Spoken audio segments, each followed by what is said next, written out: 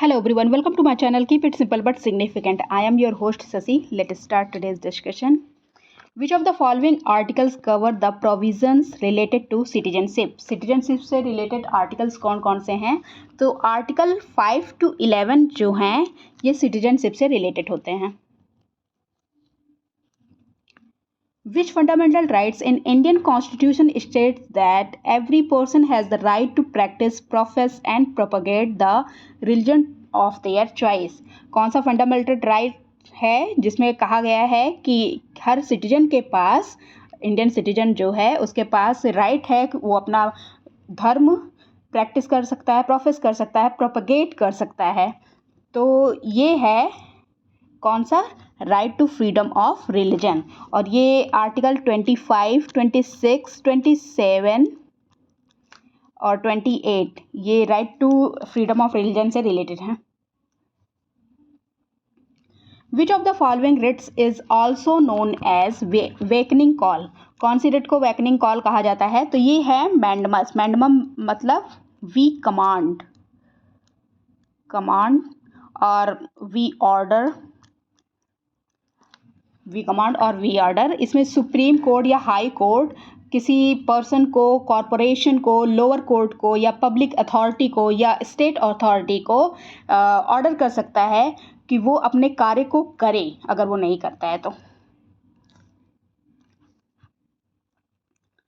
Which of the following was also called as Constitution of Commonwealth of India by some scholars? कौन सा इनमें से कौन सा है जिसको कॉन्स्टिट्यूशन ऑफ कॉमनवेल्थ कहा जाता है सम स्कॉलर्स के द्वारा? तो ये है नेहरू रिपोर्ट. ये आई थी 1929 को. Which one of the following is not a constitutional body? इनमें से कॉन्स्टिट्यूशनल बॉडी कौन सी नहीं है? तो नीति आयोग जो है वो कॉन्स्टिट्यूशनल बॉडी नहीं है. नीति आयोग क्या है? एक थिंक टैंक है, पॉलिसी थिंक टैंक है. Policy think tank of the government of India. It was established in 1 January 2015. Okay, with the aim to achieve sustainable development goal. और ये एक non constitutional body है. Who called the parliamentary system as cabinet system? किसने parliamentary system को cabinet system कहा था? तो ये हैं आइवर जेनिंग. इन्होंने parliamentary system को cabinet system कहा था. और ये एक ब्रिटिश लॉयर थे और एकेडमिशियन थे. विच of the following feature of the Indian constitution is not borrowed from the Canadian constitution? कौन सा है जो कनेडियन कॉन्स्टिट्यूशन से बोरो नहीं किया गया है? तो ये है impeachment of the president. Impeachment of the president हमने बोरो किया है कहाँ से? यूएस कॉन्स्टिट्यूशन से हमने बोरो किया है. यूएसए के कॉन्स्टिट्यूशन से हमने इम्पीचमेंट ऑफ द प्रेसिडेंट को बोरो किया है. The bicameral legislature is an essential feature in which among the following types of government? तो बाइकैमरल लेजिस्लेचर एसेंशियल फीचर है किस टाइप के गवर्नमेंट में? तो ये फेडरल सिस्टम में है. Answer is C. Bicameral legislature is referred to the legislature which has two separate assemblies, chambers या हाउस. जैसे कि हमारे यहाँ लोकसभा और राज्यसभा, और सेंटर में लोकसभा राज्यसभा. और अगर स्टेट में बात करें तो हमारे पास लेजिस्लेटिव असेंबलीज हैं और लेजिस्लेटिव काउंसिल हैं. ओके.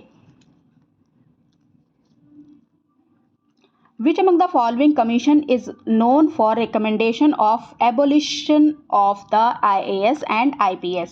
तो ये राजमन्नार कमीशन था.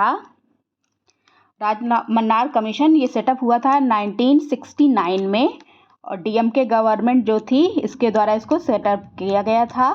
और इन्होंने रिकमेंड किया था for the creation of an inter state council and abolition of IAS and IPS.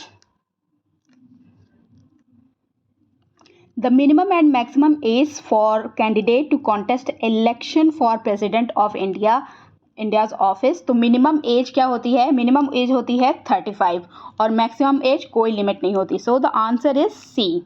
और ये इनकी क्वालिफ़िकेशन क्या है, प्रेसिडेंट बनने के लिए क्या क्या होना चाहिए। तो वो सिटीजन होने चाहिए इंडियन के, और उनकी एज 35 ईयर्स होनी चाहिए, और वो लोकसभा के मेंबर बनने के लिए क्वालिफाइड होने चाहिए, और he should not hold any office of profit under union or state government. Okay, that's all for today. If you like my video, please do like, comment, share and subscribe. Thank you.